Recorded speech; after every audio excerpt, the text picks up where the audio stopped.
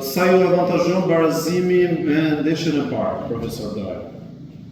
Sigurisht që është një rezultat pozitiv, por që mbetet e hapur edhe për 90 minutat e tjera këtu në Elbasan. Avantazhi vetëm që kemi është që ne njohim ambientin, është një stadion ku kemi luajtur shpeshherë dhe personalisht në këtë stadion kam edhe pjesën e fatit të fitoreve shpeshherë që në kohën kur kam qenë trajner i Elbasanit. Jeni përgatitur për shtesa edhe për penaltit, po themi?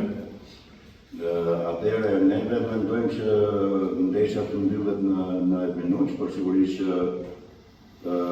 kjo ndeshje me rezultatin e parë që kam shkuar drejt barazimit, mundet që neve të përgatitemi gjatë lojës për vazhdimsinë për shtesat, por që besoj që do zgjidhet brenda 90 minutë. Çfarë do të bëjë ndryshe Dinamo nga ndeshja e kaluar për të siguruar fitoren dhe kualifikimin në të njëjtën kohë?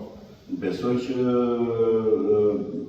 ndeshja do zgjidhet nga episodet, kështu që duhet bëjmë sa më pak gabime, sepse edhe në ndeshjen e parë golin që morim ishte si shkak i gabimet tona, përsi se jemi të përgjegjshëm që kur ndërton nga poshtë, siç i themi në gjuhën teknike, ka dhe risk brenda, por që kjo do jetë pjesa që duhet të jemi sa më të kujdesshëm, sepse